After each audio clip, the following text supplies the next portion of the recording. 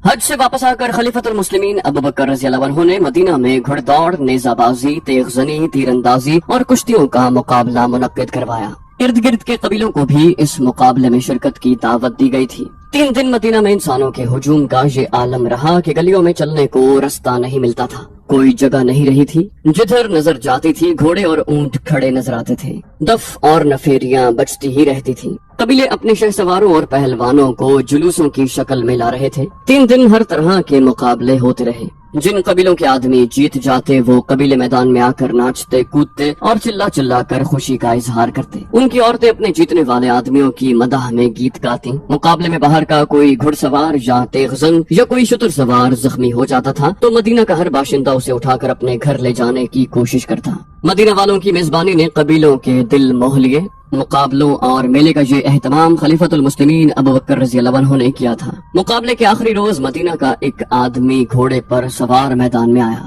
میدان کے ارد گرد لوگوں، گھوڑوں اور اونٹوں کا ہجوم تھا۔ میدان میں اترنے والے سوار نے بڑی بلند آواز سے کہا، اے رسول اللہ صلی اللہ علیہ وسلم کے امتیوں، خدا کی قسم کوئی نہیں جو تمہیں نیچا دکھا سکے۔ تم نے اس میدان میں اپنی طاقت اور اپنے جوہر دیکھ لیے ہیں۔ کون سا دشمن ہے جو تمہارے سامنے اپنے پاؤں پر کھڑا رہ سکے؟ یہ طاقت جو تم نے ایک دوسرے پر آزمائی ہے، اب اسے دشمن پر آزمانے کا وقت آ گیا ہے جو تمہاری طرف بڑھا آ رہا ہے۔ اے مومنین، اپنی زمین کو دیکھو، اپنے اموال کو دیکھو، اپنی عورتوں کو دیکھو جو تمہارے بچوں کو دودھ پلاتی ہیں، اپنی جوان اور کنواری بیٹیوں کو دیکھو۔ ایک شتر سوار نے چلا کر پوچھا، بتا ہمیں وہ دشمن کون ہے جو ہماری غیرت کو للکار رہا ہے؟ گھڑ سوار نے اعلان کرنے کے لہجے میں کہا، رومی، وہ ملک شام پر قبضہ کیے بیٹھے ہیں، ان کی فوج ہم سے زیادہ ہے، بہت زیادہ، ان کے ہتھیار ہم سے اچھے ہیں، لیکن وہ تمہارا وار نہیں سہ سکتے۔ تم نے اس میدان میں اپنی طاقت اور اپنی ہمت دیکھ لی ہے، اب اس میدان میں چلو جہاں تمہاری طاقت اور ہمت تمہارا دشمن دیکھے گا۔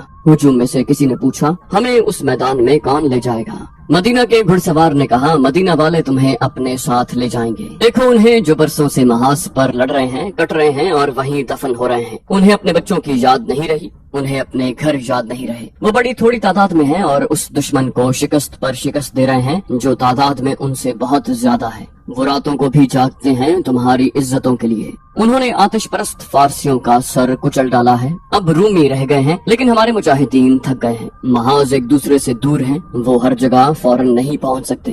کیا تم جو غیرت اور عزت والے ہو، طاقت اور ہمت والے ہو، ان کی مدد کو نہیں پہنچو گے؟ ہجوم جو پہلے ہی بے چین تھا جوش و خروش سے پھٹنے لگا۔ امیر المومنین کا یہی منشا تھا کہ لوگوں کو اسلامی لشکر میں شامل کیا جائے۔ قبیلوں کی جو عورتیں مدینہ آئی تھیں انہوں نے اپنے مردوں کو لشکر میں بھرتی ہونے پر اکسانا شروع کر دیا۔ اس روز جو مقابلوں کا آخری روز تھا، مقابلوں میں کچھ اور ہی جوش اور کچھ اور ہی شور تھا۔ مقابلوں میں اترنے والوں کا انداز ایسا ہی تھا جیسے وہ لشکر میں اچھی حیثیت حاصل کرنے کے لیے اپنے جوہر دکھا رہے ہوں۔ اس کے بعد ان لوگوں میں سے کئی اسلامی لشکر میں شامل ہو گئے۔ یمن میں اسلام مقبول عالم مذہب بن چکا تھا، ارتداد بھی ختم ہو گیا تھا اور یہاں کا غالب مذہب اسلام تھا۔ خلیفۃ المسلمین نے اہل یمن کے نام ایک خط لکھا جو ایک قاصد لے کر گیا۔ خط میں لکھا تھا، اہل یمن، تم پر اللہ کی رحمتیں برسیں، تم مومنین ہو اور مومنین پر اس وقت جہاد فرض ہو جاتا ہے جب ایک طاقتور دشمن کا خطرہ موجود ہو۔ حکم رب العالمین ہے کہ تم تنگ دستی میں ہو یا خوشحالی میں،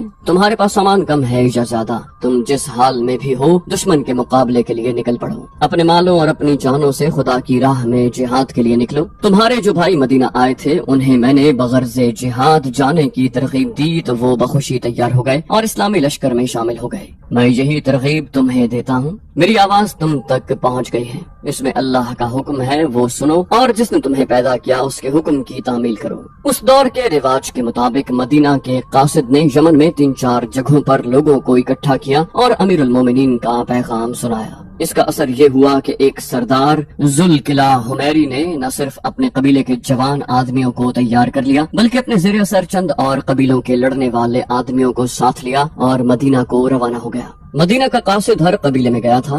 3 اور قبیلوں کے سرداروں قیس بن حبیر مرادی، جندب بن عمر الدوسی اور حابس بن سعد تائی، انہوں نے اپنے اپنے قبیلوں کے جوانوں اور لڑنے کے قابل افراد کو ساتھ لیا اور شام کی جنگی مہم میں شریک ہونے کے لیے عازم مدینہ ہوئے۔ یہ ایک خاصا لشکر بن گیا تھا، ہر فرد گھوڑے یا اونٹ پر سوار اور ہر قسم کے ہتھیاروں سے مسلح ہو کر آیا۔ یہ لوگ تیروں کا ایک بہت بڑا ذخیرہ بھی ساتھ لے آئے۔ مدینہ میں اس لشکر کا اجتماع 634 عیسوی محرم 13 ہجری میں ہوا تھا۔ امیر المومنین ابو بکر رضی اللہ عنہ نے خود اس اجتماع کے ہر آدمی کو اچھی طرح سے دیکھا کہ وہ تندرست ہے اور وہ کسی کے مجبور کرنے پر نہیں بلکہ جہاد کا مطلب اور مقصد سمجھ کر خود آیا ہے۔ پھر اس لشکر کی چھان بین یہ معلوم کرنے کے لیے کی گئی کہ ان میں کئی افراد مرتدین کے ساتھ رہے اور مسلمانوں نے ارتداد کے خلاف جو جنگ لڑی تھی اس میں وہ مسلمانوں کے خلاف لڑے تھے۔ انہوں نے اسلام تو قبول کر لیا تھا لیکن ان پر بھروسہ نہیں کیا جا سکتا تھا۔ مرتدین نے یہ عادت بنا لی تھی کہ مرتد بنے رہے۔ جب مسلمانوں کے ہاتھوں میدان جنگ میں پٹ گئے تو اسلام قبول کر لیا، مگر مسلمان ان پر بھروسہ کر کے ان کی بستیوں سے ہٹے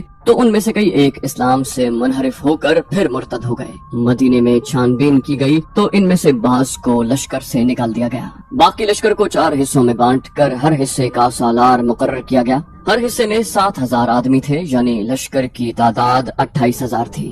زیادہ تر مورخوں نے یہ تعداد 30000 لکھی ہے۔ ایک حصے کے سالار تھے عمر بن العاص، دوسرے کے یزید بن ابی سفیان، تیسرے کے شرابیل بن حسنہ اور چوتھے حصے کے سالار ابو عبیدہ بن جراح تھے۔ ان سالاروں نے چند دن لشکر کو بڑے پیمانے کی جنگ لڑنے کی ٹریننگ دی، جس میں مارکے کے دوران دستوں کا آپس میں رابطہ اور نظم و نسق قائم رکھنا شامل تھا۔ اپریل 634 عیسوی صفر 13 ہجری کے پہلے ہفتے میں اس لشکر کو شام کی طرف کوچ کا حکم ملا۔ ہر حصے کو الگ الگ مقامات پر پہنچنا اور ایک دوسرے سے الگ کوچ کرنا تھا۔ عمر بن العاص کو اپنے دستوں کے ساتھ فلسطین تک جانا تھا۔ یزید بن ابی سفیان کی منزل دمشق تھی، انہیں تبوک کے راستے سے جانا تھا۔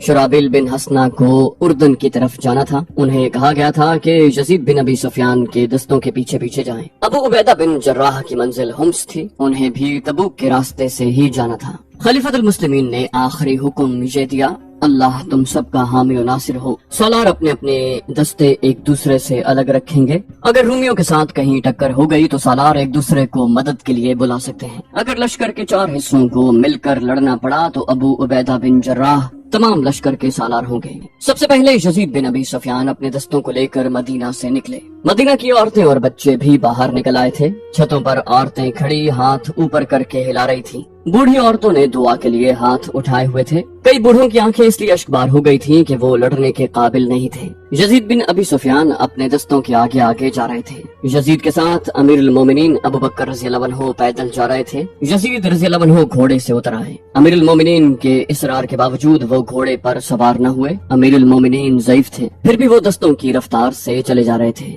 یزید بن ابی سفیان نے انہیں کئی بار کہا کہ وہ واپس چلے جائیں، لیکن ابو بکر رضی اللہ عنہ نہ مانے۔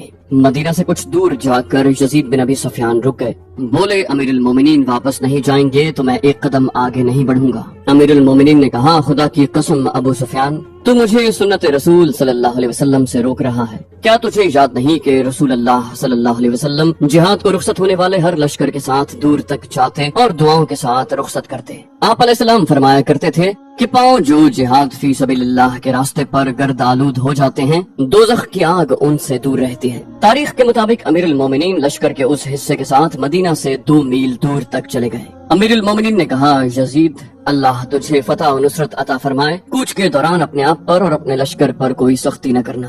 فیصلہ اگر خود نہ کر سکو تو اپنے ماتحتوں سے مشورہ لینا اور تلخ کلامی نہ کرنا۔ عدل و انصاف کا دامن نہ چھوڑنا۔ ظلم سے باز رہنا اور بے انصافی کرنے والی قوم کو اللہ پسند نہیں کرتا، اور ایسی قوم کبھی فاتح نہیں ہوتی۔ میدان جنگ میں پیٹھ نہ دکھانا کہ جنگی ضرورت کے بغیر پیچھے ہٹنے والے پر اللہ کا قہر نازل ہوتا ہے۔ اور جب تم اپنے دشمن پر غالب آ جاؤ تو عورتوں، بچوں اور بوڑھوں پر ہاتھ نہ اٹھانا، اور جو جانور تم کھانے کے لیے ذبح کرو ان کے سوا کسی جانور کو نہ مارنا۔ مورخین واقدی ابو یوسف، ابن خلدون اور ابن اسیر نے امیر المومنین ابو بکر رضی اللہ عنہ کے یہ الفاظ لکھے ہیں۔ ان مورخین کے مطابق امیر المومنین ابو بکر رضی اللہ عنہ نے یزید بن ابی سفیان سے کہا، تجھے خانقاہیں یا عبادت گاہیں سی نظر آئیں گی اور ان کے اندر راہے بیٹھے ہوں گے، وہ تارک الدنیا ہوں گے، انہیں اپنے حال میں مست رہنے دینا۔ نہ خانقاہوں اور عبادت گاہوں کو کوئی نقصان پہنچانا، نہ ان کے راہبوں کو پریشان کرنا، اور تمہیں صلیب کو پوجنے والے بھی ملیں گے۔ ان کی نشانی یہ ہوگی کہ ان کے سروں کے اوپر درمیان میں بال ہوتے ہی نہیں، وہ منڈوا دیتے ہیں۔ ان پر اسی طرح حملہ کرنا جس طرح میدان جنگ میں دشمن پر حملہ کیا جاتا ہے۔ انہیں صرف اس صورت میں چھوڑنا کہ اسلام قبول کر لیں یا جزیہ ادا کرنے پر آمادہ ہو جائیں۔ اللہ کے نام پر لڑنا، اعتدال سے کام لینا، غداری نہ کرنا، اور جو ہتھیار ڈال دے اسے بلا وجہ قتل نہ کرنا، न ऐसे लोगों के आजा काटना। ये रसूल करीम सल्लल्लाहु अलैहि वसल्लम का तरीका था कि रुखसत होने वाले हर लश्कर के साथ कुछ दूर तक जाते, सालारों को उनके फराइज याद दिलाते और लश्कर को दुआओं के साथ रुखसत करते। खलीफा अव्वल अबू बकर रज़ियल्लाहु अन्हु ने रसूल करीम सल्लल्लाहु अलैहि वसल्लम की पैरवी करते हुए चारों सालारों को आप अलैहिस्सलाम ही की तरह रुखसत किया। लश्कर और दस्ते तो महाजों पर रवाना होते ही रहते थे, लेकिन ये लश्कर बड़े ही खतरनाक और ताकतवर दुश्मन से नबरदाज़मा होने जा रहे थे। शहनशाह हरकल जो हुम्स में था, सिर्फ शहनशाह ही नहीं था, वो मैदान जंग का उस्ताद और जंगी चालों का माहिर था। इस लश्कर को मदीना से रवाना करके मदीने वालों पर खामोशी सी तारी हो गई थी और इस खामोशी की जबान में हर किसी के सीने से दुआएं फूट रही थीं। ये थी वो जंगी मुहिम जिसके लिए अमीरुल मोमिनीन ने फैसला किया था कि उसकी कमान और क़यादत के लिए खालिद रज़ियल्लाहु अन्हु से बेहतर कोई सालार नहीं। मदीना का ये 28,000 का लश्कर 15 दिनों में शाम की सरहदों पर अपने बताए हुए मकामात पर पहुंच चुका था। हुम्स में शहनशाह हरकल के महल में वही शान शौकत थी जो शहनशाहों के महल्लात में हुआ करती थी। मदाइन के महल की तरह हुम्स के महल में भी हसीन और नौजवान लड़कियां मुलाजिम थी, नाचने और गाने वालियां भी थी और एक मलिका भी थी, और जिसकी वो मलिका थी उसकी मलिका होने की दावेदार चंद एक और भी थी। शहनशाह हरकल के दरबार में एक मुल्जिम पेश था। उसका जुर्म ये था कि वो शाही खानदान से ताल्लुक नहीं रखता था। उसका ताल्लुक उस खानदान के साथ था जो शहनशाह का नाम सुनते ही सजदे में गिर पड़ता था। ये मुल्जिम उन लोगों में से था जो शहनशाह को रोजी रसा समझा करते थे। इस मुल्जिम का जुर्म ये था कि शाही खानदान की एक शहजादी उस पर मर मिटी थी। शहजादी गज़ाल के शिकार को गई थी और जंगल में उसे कहीं ये आदमी मिल गया। शहजादी ने तीर से एक गज़ाल को मामूली सा जख्मी कर दिया था और उसके पीछे घोड़ा डाल दिया, लेकिन गज़ाल मामूली जख्मी था। वो घोड़े की रफ्तार से कहीं ज्यादा तेज भाग रहा था। उस मुल्जिम ने देख लिया, वो घोड़े पर सवार था और उसके हाथ में बर्छी थी। उसने गज़ाल के पीछे घोड़ा दौड़ा दिया। गज़ाल मुड़ता था तो सवार रास्ता छोड़ के उसके करीब पहुंच जाता। वो गज़ाल को उस तरफ ले जाता जिधर शहजादी रुकी खड़ी थी। शहजादी ने 3-4 तीर चलाए, सब खता गए। उस जवान और खूबरू आदमी ने घोड़े को ऐसा मोड़ा कि गज़ाल के रास्ते में आ गया। उसने बर्छी ताक कर फेंकी जो गज़ाल के पहलू में उतर गई और वो गिर पड़ा। शहजादी अपना घोड़ा वहाँ ले आई तो ये आदमी अपने घोड़े से कूद कर उतरा और शहजादी के घोड़े के कदमों में सजदा रेज हो गया। उसने हाथ जोड़कर कहा, मैं अगर शहजादी के शिकार को शिकार करने का मुजरिम हूँ तो मुझे माफ किया जाए, लेकिन मैं गज़ाल को शहजादी के सामने ले आया था कि शहजादी इसे शिकार करे। शहजादी ने मुस्कुरा कर कहा, तुम शहसवार हो, क्या काम करते हो? उस आदमी ने कहा, मैं हर वो काम कर लेता हूँ जिससे 2 वक्त की रोटी मिल जाए। शहजादी ने कहा, मैं तुझे महल के मुहाफिजों में शामिल करूंगी। रियाया कि उस नाचीज बंदे में इतनी जुर्रत नहीं थी कि इनकार करता। शहजादी उसे साथ ले आई और मुहाफिजों में रखवा दिया। उसे जब शाही मुहाफिजों का लिबास मिला और जब वो उस लिबास में शाही अस्तबल के घोड़े पर सवार हुआ तो उसकी मर्दाना वजाहत निखर आई। वो शहजादी का मंजूर नजर बन गया। फिर शहजादी ने उसे अपना देवता बना लिया। शहजादी की शादी होने वाली थी, लेकिन उसने अपने मंगेतर के साथ बेरुखी बरतना शुरू कर दी। मंगेतर ने अपने मुखबिरों से कहा कि वो शहजादी को देखते रहा करें कि वो कहाँ जाती है और उसके पास कौन आता है। एक रात शहजादी के मंगेतर को इत्तला मिली कि शहजादी शाही महल के बाग में बैठी है। वो महल से थोड़ी ही दूर एक बड़ी खूबसूरत जगह थी। वहाँ चश्मा था और सब्ज़ार था, दरख्त थे और फूलदार पौधों की बाड़ें थी। चांदनी रात थी। शहजादी और उसका मंजूर नजर हाथों में हाथ डाले बैठे थे कि उन्हें भारी भरकम कदमों की धमक सुनाई थी। वो शाही मुहाफिजों के नरगे में आ गए थे। उस मुहाफिज को कैद में डाल दिया गया। शहनशाह हरकल को सुबह बताया गया और मुहाफिज को जंजीरों में बांध कर दरबार में पेश किया गया। उस पर यह इल्जाम था कि उसने एक शहजादी की शान में गुस्ताखी की है। ये इल्जाम दरबार में बुलंद आवाज से सुनाया गया। मुल्जिम ने कहा, शहनशाह हरकल की शहनशाही सारी दुनिया में फैले। शहजादी को दरबार में बुलाकर पूछा जाए कि मैंने गुस्ताखी की है या मोहब्बत, और मोहब्बत मैंने नहीं, शहजादी ने की है। शहनशाह हरकल ने गरज कर कहा, ले जाओ इसे, रथ के पीछे बांध दो और रथ उस वक्त तक दौड़ती रहे जब तक इसका गोश्त इसकी हड्डियों से अलग नहीं हो जाता। मुल्जिम ललकार कर बोला, शहनशाह हरकल, तू एक शहजादी की मोहब्बत का खून कर रहा है। उसे दरबार से घसीट कर ले जा रहे थे और उसकी पुकार और ललकार सुनाई दे रही थी। वो रहम की भीख नहीं मांग रहा था, वो चिल्लाता जा रहा था, तेरा अंजाम करीब आ रहा है हरकल, अपने आप को देवता न समझ हरकल, जिल्लत और रुसवाई तेरी तरफ आ रही है। मोहब्बत के उस मुजरिम को एक रथ के पीछे बांध दिया गया और 2 घोड़ों की रथ दौड़ पड़ी। महल से शोर उठा। शहजादी ने पेट में तलवार उतार ली है। ये खबर शहनशाह हरकल तक पहुंची तो उसने किसी रद्द अमल का इजहार न किया। वो तख्त पर बैठा रहा। दरबारियों पर सन्नाटा तारी था। कुछ देर के बाद उठा और अपने खास कमरे में चला गया। वो सर झुकाए यूं कमरे में टहल रहा था। मलिका कमरे में आई। हरकल ने उसे कहर की नजरों से देखा। मलिका ने रूंधी हुई आवाज में कहा, शगुन अच्छा नहीं। सुबह ही सुबह 2 खून हो गए। हरकल ने कहा, यहाँ से चली जाओ, मैं शाही खानदान की बेइज्जती बर्दाश्त नहीं कर सकता। मलिका ने कहा, मैं कुछ और कहने आई हूँ। सरहद से एक ईसाई आया है, उसने तमाम रात सफर में घोड़े की पीठ पर गुजारी है, उसे किसी ने दरबार में दाखिल होने नहीं दिया। हरकल ने झुंझला कर कहा, वो क्यों आया है? क्या वो सरहद से कोई खबर लाया है?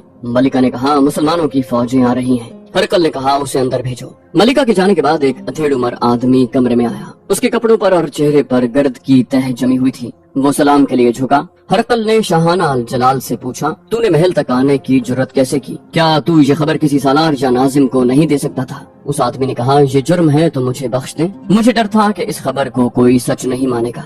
हरकल ने कहा, तूने मुसलमानों का लश्कर कहाँ देखा है? उसने कहा, हुम्स से 3 रोज के फासले पर। ये एक ईसाई अरब था जिसने अबू उबैदा बिन जर्राह के दस्तों को शाम से कुछ दूर देख लिया था। उसी शाम 2 और जगहों से इत्तलाएं आईं कि मुसलमानों की फौज उन जगहों पर पड़ाव डाले हुए है। मुसलमानों के लश्कर के चौथे हिस्से की इत्तला अभी नहीं आई थी। रात को हरकल ने अपने जर्नैलों और मुशीरों को बुलाया। हरकल ने पूछा, क्या तुम्हें मालूम है सरहद पर क्या हो रहा है? मदीना की फौज 3 जगहों पर आ गई है। अपनी किसी सरहदी चौकी ने कोई इत्तला नहीं दी। क्या वहाँ सब सोए रहते हैं? क्या तुम बर्दाश्त कर सकते हो कि अरब के चंद एक लुटेरे कबीले तुम्हें सरहदों पर आकर ललकारें? क्या तुम उनके एक सालार को अपनी ताकत नहीं दिखा चुके? वो खुशकिस्मत था कि निकल गया। वो माले गनीमत के भूखे हैं, फौरन तैयारी करो। उनका कोई एक आदमी और घोड़ा या ऊंट वापस न जाए। शाम की फौजों के कमांडर ने कहा, शहंशाह हरकल, आप इतने नातजर्बाकार तो नहीं जैसी आपने बात की है। अगर ये मामला कुछ और होता तो हम आपकी तायद करते, लेकिन ये मसला जंगी है। आप जानते हैं कि शिकस्त के बाद क्या होता है। हरकल ने कहा, मुझे सबक नहीं, मशवरा चाहिए। वो क्या है जो मैं नहीं जानता? रूमी फौजों के कमांडर ने कहा, शहंशाह सब कुछ जानते हुए ऐसी बात न करें। जिसने फारिस के शहंशाह उर्द शेर की जान ले ली, उसकी जंगी ताकत हमारी टक्कर की थी। आप भी उस फौज से लड़ चुके हैं। उसके बाद आपको भी इराक पर फौज कशी की जरूरत नहीं हुई। अब फिरास के मैदान में हमें मुसलमानों के खिलाफ फारसियों को इत्तेहादी बनाना पड़ा और हमने ईसाई कबीलों को साथ मिलाया, मगर खालिद बिन वलीद हमें शिकस्त दे गया। हरकल ने तंजिया लहजे में पूछा, क्या तुम ये कहना चाहते हो कि हमें मुसलमानों से डरना चाहिए? कमांडर ने कहा, नहीं शहंशाह, उर्द शेर भी मैदान में बैठा ऐसी ही बातें किया करता था जैसी आप हुम्स में बैठे कर रहे हैं। मैं आपको याद दिला रहा हूँ कि फारसियों का अंजाम देखें। मदाइन के महल अब भी खड़े हैं, लेकिन मकबरों की तरह। उर्द शेर ने पहले पहल मुसलमानों को अरब के बद्दू और डाकू कहा था। मैंने फारसियों की शिकस्त की छानबीन पूरी तफसील से की है। उर्द शेर के मुंह से यही अल्फाज निकलते थे, कुचल दो, मगर उसका जो भी जर्नैल मुसलमानों के मुकाबले को गया वो चला गया। मुसलमान उनके इलाकों पर इलाका फतह करते आए, हत्ता कि उनके तीर मदाइन में गिरने लगे। और शहंशाह हरकल, मुझे मालूम हुआ है कि मुसलमान मजहबी जुनून से लड़ते हैं, माले गनीमत के लिए नहीं। हम जमीन के लिए लड़ते हैं। मुसलमान जंग को एक अकीदा समझते हैं। हम उनके अकीदे को सच्चा समझें या न समझें, इससे क्या फर्क पड़ता है? शहंशाह को इस पर भी गौर करना पड़ेगा कि मुसलमान हर मैदान में थोड़ी तादाद में होते हैं। वो जज्बे और जंगी चालों के जोर पर लड़ते हैं। फिराज में हमने अपने फारसियों की और ईसाइयों की नफरी को इतना ज्यादा फैला दिया था कि मुसलमानों की थोड़ी सी नफरी हमारे फैलाव में आकर गुम हो जाती, लेकिन मुसलमानों ने ऐसी चाल चली कि हमारा फैलाव सुकड़ गया और हम पिट कर रह गए। दूसरे जर्नैलों ने भी इसी तरह के मशवरे दिए और हरकल कायल हो गया कि मुसलमानों को ताकतवर और खतरनाक दुश्मन समझकर जंग की तैयारी की जाए। उसने कहा, लेकिन मैं इसे अपनी तौहीन समझता हूँ कि मुसलमान जो कुछ ही साल पहले वजूद में आए हैं अजीम सल्तनत रूम को ललकारे। हमारे पास हमारी सदियों पुरानी तारीख है। रूमियों ने सारी दुनिया पर दहशत तारी किए रखी है। हमारा मजहब देवताओं का मजहब है। आसमानों और जमीन पर हमारे देवताओं की हुक्मरानी है। इस्लाम एक इंसान का बनाया हुआ मजहब है जिसके फैल जाने की कोई वजह समझ में नहीं आती। मैं सिर्फ ये हुक्म दूंगा कि इस मजहब के पैरोकारों को इस तरह खत्म करो कि इस्लाम का नाम लेने वाला कोई जिंदा न रहे।